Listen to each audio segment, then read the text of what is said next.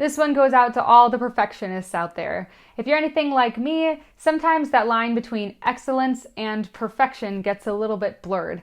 In this clip from a full-length interview, Dr. Kristina Driskill, performance anxiety expert, explains the difference between excellence and perfection and which one should really be our goal when it comes to performance and every other aspect of our lives. You pursue excellence in the work, but you don't expect a certain outcome and then attach that to self-worth or a meaning of success or something like that. That's not what it is.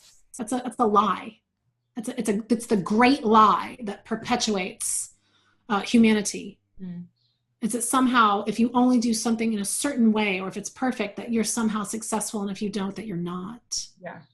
So in preparing for anything, whether it's a performance or a test or anything that feels vulnerable, the mental work is to detach the outcome from your worth, essentially. If I don't get an A on this test, or if I don't get the part, or if I don't, make it past the audition, I'm not any less than. And oh gosh, no, you're worthy simply because you exist. Now what? Yeah, right. It has nothing to do with that. Absolutely at all. I mean, it's just like I kind of equate it to like, and the picture I always get in my mind is like taking a briefcase to work. I know it's kind of like nobody does that anymore.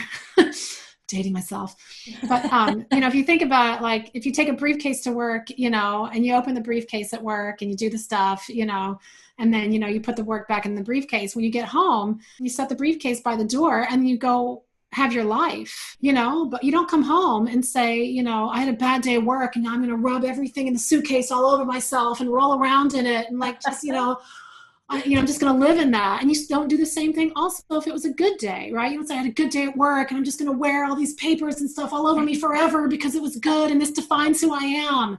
It doesn't, it's just like, it doesn't have anything to do. What you do is not who you are. That's so. And quite frankly, what you do, this is a little deep, and people have a hard time grasping this sometimes, but what you do actually doesn't matter. It's how you do everything. It's how you do. It doesn't matter. And we know this because we know people who are, we all know someone who is very high up in something that's unhappy, or that's just not a very nice person, or doesn't treat others well. And we also know people that are in what we would consider low positions, who are just the most beautiful souls on the planet. And those are the true gatekeepers, the ones who know that it's not what you're doing, it's how you choose to be in the world. It's how you do things. And I don't care if you're taking out the trash or singing, on the largest stage in the world. It doesn't matter. It's irrelevant. It's you think it's relevant because society has set it up like that, right? To make you believe it's relevant, but it's not. And that's why people go on this crazy roller coaster throughout their life, thinking that like, oh, it's a big deal if I do this, but it's not a big deal if I do that. Oh, well, it's important if I do this, but it's not important if I do that. And their attitude is reflected in that. Yeah. Ultimately, you have to change your attitude. Yeah.